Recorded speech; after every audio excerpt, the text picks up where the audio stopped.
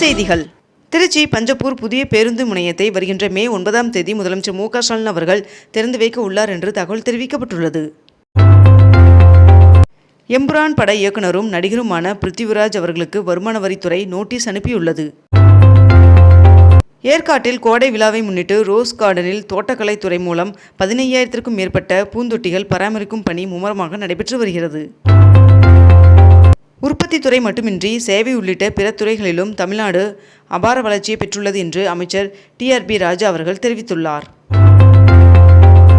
ஊட்டியில் கட்டப்பட்டுள்ள அதிநவீன பன்னோக்கு மருத்துவமனை மற்றும் மருத்துவக் கல்லூரியை முதலமைச்சர் மு க ஸ்டாலின் அவர்கள் இன்று திறந்து வைக்க உள்ளார்.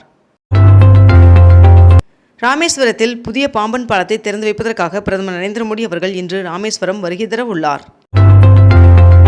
2024ஆம் ஆண்டு ஏற்பட்ட மழை வெள்ள பாதிப்பிற்கு தமிழ்நாட்டிற்கு 522 கோடி ரூபாயை பேரிடர் நிதியாக ஒன்றிய அரசு விடுவித்தது. வருகின்ற 2029ஆம் ஆண்டு நடைபெற உள்ள பாராளுமன்ற தேர்தலுக்கு பிறகுதான் ஜனாதிபதி ஒரே நாடு ஒரே தேர்தல் நடைமுறையை தொடங்குவார் என்று மத்திய நிதியமைச்சர் நிர்மலா சீதாராமன் அவர்கள் தெரிவித்துள்ளார். கோவை மாநகராட்சிக்கு செலுத்த வேண்டிய சொத்து வரிகளை ஏப்ரல் 30ஆம் தேதிக்குள் செலுத்தினால் 5% சிறப்பு சலுகை என மாநகராட்சி சார்பில் அறிவிக்கப்பட்டுள்ளது. தமிழகத்தில் இன்று நீலகிரி, கோவை, தேனி, திண்டுக்கல், தென்காசி உள்ளிட்ட 5 மாவட்டங்களில் கனமழை பெய்ய வாய்ப்புள்ளதாக வானிலை மையம் தகவல் தெரிவித்துள்ளது. கோகுலம் சிட் பண்ட் நிறுவனத்தில் 1,50,00,000 ரூபாய் பறிமுதல் செய்யப்பட்டுள்ளதாக அமலாக்கத்துறை தெரிவித்துள்ளது. பாம்பன் ரயில் பாலம் இன்று திறந்து வைக்கப்பட உள்ள நிலையில் நேற்று வண்ண மின் விளக்குகளால் அலங்காரம் செய்யப்பட்டது. தாம்பரம் நாகர்கோவில் இடையிலான அதிவிரைவு சிறப்பு ரயில் சேவை மே 5ஆம் தேதி வரை நீட்டிக்கப்பட்டுள்ளது.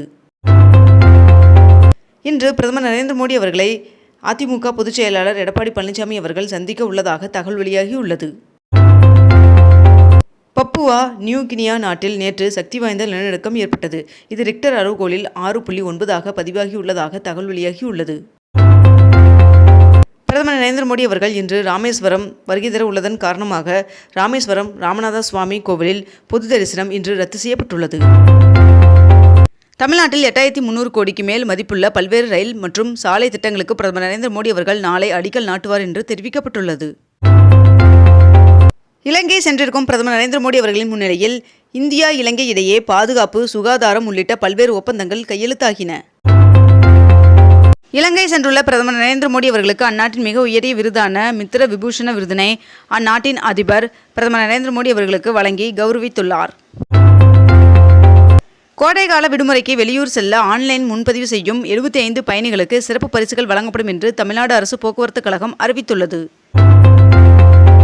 சென்னை மாவட்ட உணவு பாதுகாப்புத்துறை அதிகாரி சதீஷ்குமார் அவர்கள் பணியிட மாற்றம் செய்யப்பட்டுள்ளார். மருத்துவ மற்றும் ஊரக நலப்பணிகள் இயக்கத்திற்கு சதீஷ்குமார் அவர்கள் இடமாற்றம் செய்யப்பட்டுள்ளதாக தகவல் வெளியாகியுள்ளது. செயற்கை நுண்ணறிவில் 11,950 கோடி தனியார் முதலீட்டுடன் இந்தியா 10வது இடத்தில் உள்ளது என்று ஐநா அறிக்கையில் தெரிவித்துள்ளது. 22 கேரட் ஆபண தங்கத்தின் விலை சவரனுக்கு 720 ரூபாய் குறைந்து 1 சவரன் 66,480 ரூபாய்க்கு விற்பனையாகிறது. அதேபோல் 1 கிராம் வெள்ளியின் விலை கிராமிற்கு 5 ரூபாய் குறைந்து 1 கிராம் வெள்ளி 103 ரூபாய்க்கு விற்பனை செய்யப்பட்டு வருகிறது. தமிழக வெற்றிக் கழகத்தின் தலைவர் விஜய் அவர்களுக்கு ஒய் பிரிவு பாதுகாப்பு அமல்படுத்தப்பட்டுள்ளது. 11 மற்றும் 12ஆம் வகுப்புகளுக்கான பொதுத் தேர்வு விடைத்தாள்கள் திருத்தும் பணி தொடங்கியது. 365 கோடி ரூபாய் மதிப்பில் புதிதாக அமைக்கப்பட்டுள்ள திருவல்லிக்கேணி அரசு பள்ளி கட்டடங்களை துணை முதல்வர் உதயநிதி ஸ்டாலின் அவர்கள் திறந்து வைத்தார். பள்ளிகளில் ஜாதி ரீதியான சின்னங்கள் இடம்பெறக்கூடாது என்று தலைமை ஆசிரியர்களுக்கு பள்ளி கல்வித்துறை எச்சரிக்கை விடுத்துள்ளது. பிரதமர் நரேந்திர மோடி அவர்கள் இன்று ராமேஸ்வரம் வருகை தருவதை ஒட்டி 3,500 போலீசார் 5 அடுக்கு பாதுகாப்பு பணியில் ஈடுபடுத்தப்பட்டு உள்ளனர். தமிழக பாஜக மாநில தலைவருக்கான போட்டியில் தான் இல்லை என்று அண்ணாமலை அவர்கள் அதிரடியாக அறிவித்துள்ளார். நாடாளுமன்ற இரு அவைகளும் தேதி குறிப்பிடாமல் ஒத்திவைக்கப்பட்டன. இதனையடுத்து பட்ஜெட் கூட்டத்தொடர் நிறைவடைந்ததாக தெரிவிக்கப்பட்டுள்ளது. ஊட்டி, கொடைக்கானல் வரும் சுற்றுலா பயணிகளுக்கு எந்த கட்டுப்பாடும் விதிக்கப்படவில்லை என்று விளக்கமளித்த சென்னை உயர்நீதிமன்றம் வாகனங்களுக்கு மட்டுமே கட்டுப்பாடு விதிக்கப்பட்டுள்ளதாக தெரிவித்துள்ளது. திருப்பதி ஏழுமலையான் சுவாமி கோவிலுக்கு 1 கோடி ரூபாய் நன்கொடை வழங்கும் பக்தர்களுக்கான சிறப்பு வசதியை பயன்படுத்திக் கொள்ள வேண்டும் என்று தேவஸ்தானம் கேட்டுக்கொண்டுள்ளது. இந்தியா, தாய்லாந்துக்கு இடையிலான முக்கிய ஒப்பந்தங்கள் கையெழுத்தானது. அமைச்சர் பெரியசாமி அவர்களுக்கு எதிராக கடந்த அதிமுக ஆட்சியில் தொடரப்பட்ட வழக்கை சென்னை உயர்நீதிமன்றம் ரத்து செய்து உத்தரவு பிறப்பித்துள்ளது. தமிழகத்தில் 8 IPS அதிகாரிகளை பணியிட மாற்றம் செய்து தமிழ்நாடு அரசு உத்தரவு பிறப்பித்துள்ளது. சதுரகிரி சுந்தர மகாலிங்கம் சுவாமி கோவிலில் மாதத்திற்கு 8 நாட்கள் மட்டுமே பக்தர்கள் மலையேறி தரிசனம் செய்ய அனுமதி வழங்கப்பட்ட நிலையில் தினசரி மலையேறி சென்று வழிபாடு நடத்தலாம் என்று உயர்நீதிமன்றம் உத்தரவு பிறப்பித்துள்ளது. மருத்துவ பணியிடங்களுக்கு தேர்வு செய்யப்பட்ட 621 நபர்களுக்கு பணி நியமன ஆணையை முதலமைச்சர் மு க ஸ்டாலின் அவர்கள் வழங்கினார். தரகம்பாடி, தேங்காப்பட்டினம், தூத்துக்குடி மீன்பிடி துறைமுகங்கள் பசுமை மீன்பிடி துறைமுகமாக 45 கோடியில் மேம்படுத்தப்படும் என்று அமைச்சர் அனிதா ராதாகிருஷ்ணன் அவர்கள் தெரிவித்துள்ளார். தாம்பரம் மற்றும் ராமேஸ்வரம் இடையே இயக்கப்படும் புதிய பாம்பன் எக்ஸ்பிரஸ் ரயிலின் அட்டவணை தெற்கு ரயில்வே வெளியிட்டுள்ளது. மனை வரி விதிக்கப்பட்ட இடங்களில் 10,000 குடும்பங்களுக்கு பட்டா வழங்கப்படும் என்று அமைச்சர் KKSSR ராமச்சந்திரன் அவர்கள் தெரிவித்துள்ளார். நீட் தேர்வு தொடர்பாக வருகின்ற 9ஆம் தேதி சட்டமன்றத்தில் அனைத்துக் கட்சி கூட்டம் இன்று சட்டப்பேரவையில் முதலமைச்சர் மு க ஸ்டாலின் அவர்கள் அறிவித்துள்ளார்.